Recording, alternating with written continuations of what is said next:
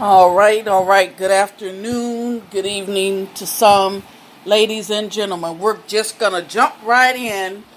And the topic for today is white privilege.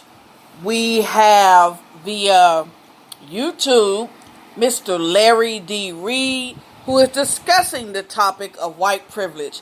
He's not a guest on our show, but we thought it was interesting that he is discussing this as we were about to discuss not only things that affect us as a people, but our community. So let's go right into the live show and listen. What happened way back then? You didn't do that. You worked for everything you had. You didn't kill no black person or abuse a black person or use a black person present day to get what you got. Now the system did, but you didn't.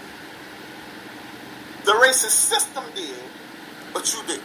Free labor from black people that total into multi-trillions of dollars. In fact, if we got reparations, it would bankrupt our nation. We're not even, well, some of us are asking for reparations. You give us a little payment on it, but you really can't give it back to us because the economy of America was built on free labor from black people. Black and browns were black. Some browns in there too. So, there is no comparison. There's no comparison between Breonna Taylor and Cannon Hinnant. There's no comparison between Cannon Hinnant and George Floyd. There is no comparison. There isn't. There isn't. And if you're watching me and you have white skin, you are privileged. And I'm not making you the devil because of it, but you privileged. And you need to know it. And this is what the white lady was saying to me. Very nice white lady. I've helped her. And helped her voice been heard in one of my stories. And she said, if you're marching, I'll be right beside you marching. I said, that's great. I said, you're helping the cause. I said, but if you don't know that you have white privilege, you won't be a help to the cause in the way that you need to be, and you can't be anti-racism. Because in order to be anti-racism, you got to be conscious that white is power, and white is superior in our nation now, and has been for years. And you have to know that. It's not good enough to be against racism and have black children friends. It's not even enough to use your white skin to privilege your brown or black brother. You have got to come against the system that has us disenfranchised. That's anti-racism. It's not enough to be against racism and speak up for. You have got to be anti.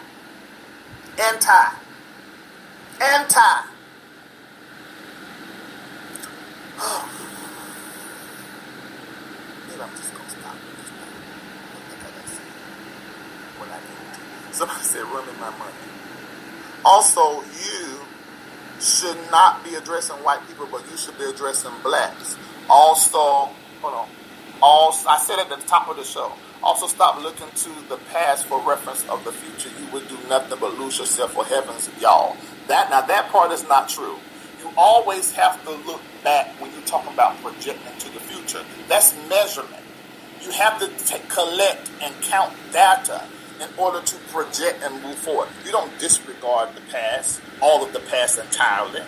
You have to consider the past. And I said at the top of the show that I'm a black person and that really need a white person to be addressing this. And I held up books as well.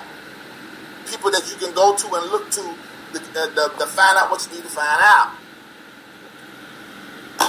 But being that some of my members are white, I have to say something. I have to. And then I got some of my members who be looking at me sideways if I ain't said nothing about it. So, that's just how it is. Larry, you got Uncle Ruckus in the chat. I don't know who that is. Let me see. What?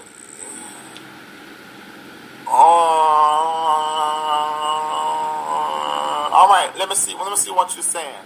Let me see what you're saying. I'm gonna give 10 minutes to go back and forth. Are you dressed, Yvette? You know, I like to have you talking now.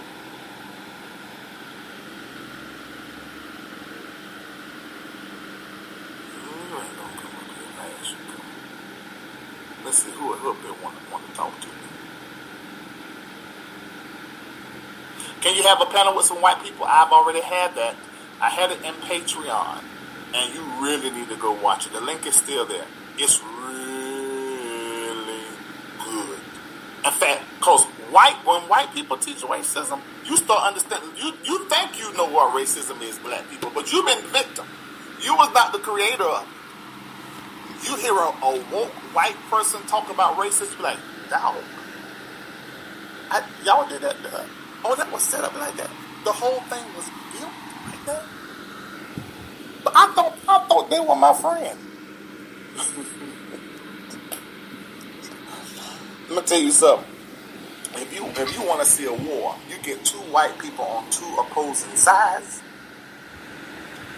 Because this is what I was trying to tell her.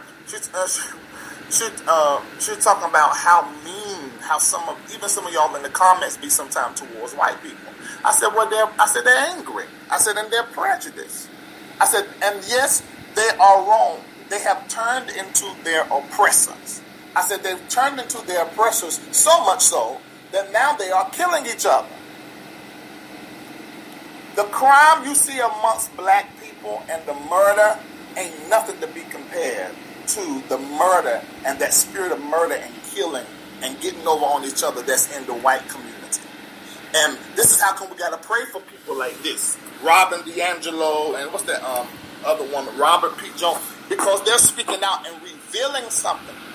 Do you know what you do not want? It was the white man that took a whole country from the Native Americans.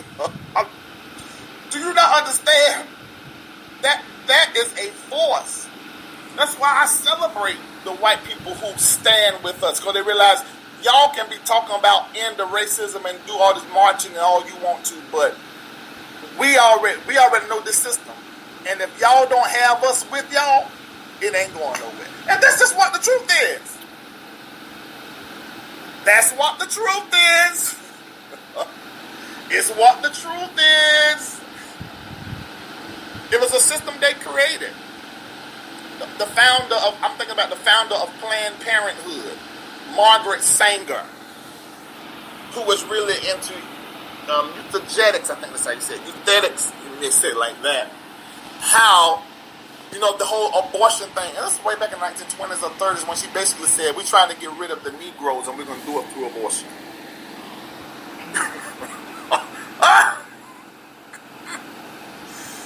Yeah. Now, of course, they've changed it and they took her name off of the Planned Parenthood and stuff and changed. But the reality is, you got Tuskegee, all this different kind of stuff that's happened, try to exterminate black people. Like Hitler, Stalin, them did the Jews.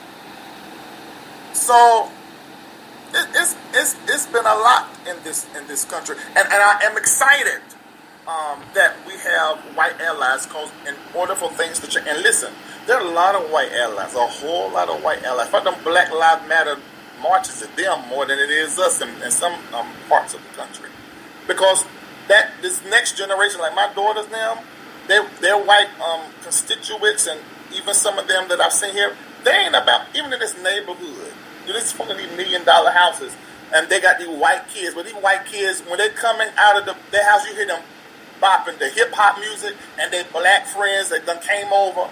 They all smoking weed. They all one community. See, we really at the last bit of this spirit of racism. Let me prophesy. We really at the last bit of killing this thing. We got some more years on it. Maybe 20. Maybe. But it's been eradicated. And this next generation, it's almost like they don't even just have it in them. It seems like they're just so far removed from it. Let me see. It says, sorry, those people in Black Lives Matter are not allies. We already know the anarchists that are in it. But the majority of the white people that are out there saying Black Lives Matter are not anarchists. They're not. They weren't in Atlanta and the other cities that I surveyed. Those white people were there to use their white skin to get our voice in, to get our voice heard, to get our calls heard. The anarchists and all these other disruptors, they were not as many as the people who were there for a cause. They weren't. Somebody say, I see it, and we're in the process of a good 20 years. That's what I say. That's my projection. The end is near. The end is here. All of this that has happened, you cannot have a change of all things and there not be chaos. Chaos is part of it's one of the kicks of the belly, one of the kicks of the baby from the belly, the baby of change. That chaos, disruption, exposure. So a lot of us find like, oh my God, I thought America was farther than this. Well, that's the reason why I didn't get as far as it could have got, because that was still in there. And so now it's been exposed, and it's a great thing. And I don't think that it could have been done under any other presidency except Trump. Trump has been used, however way you want to put it, I'm going to say used or allowed by God to expose what was here that we thought was not here. And maybe he'll stay in seat to keep the exposure going so that we can have a full change of all things. Who knows? The movement was co-opted. Yeah, we talked about that here on the show probably 2 months ago, that it was being hijacked. Yeah. Let me see.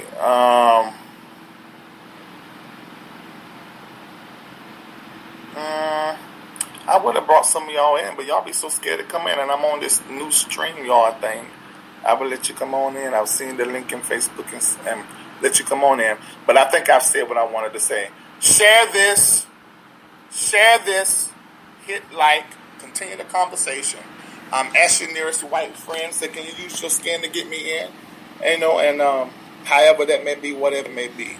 Yes, chaos is a clear indication of change that is coming. And I really need for us black people to expect it and not being so negative as it relates to the future and what it look like.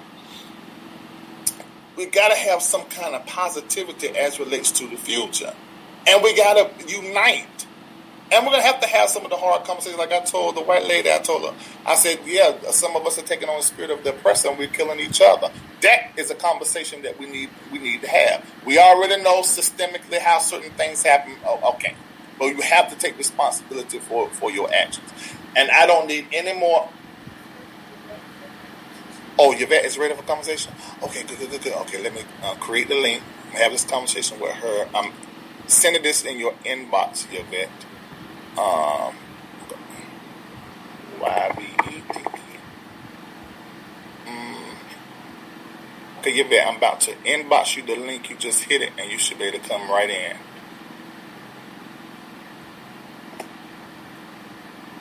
Okay, that link, you should be able to come on in, baby.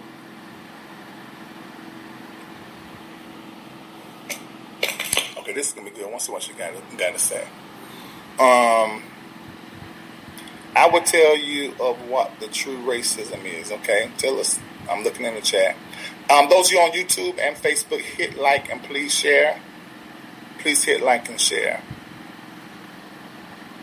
I've never thought racism, white supremacy wasn't here. I live on Earth in America. It's been here all my life. You know, so a lot of us, some of us haven't, feel as though we haven't experienced it. Okay. Yeah, that let her rip. I know you got something to say. Let me tell you something. These people are gonna review. Can you hear me? I can't hear you. Can you turn your mic on? Hold on. Oh, I had my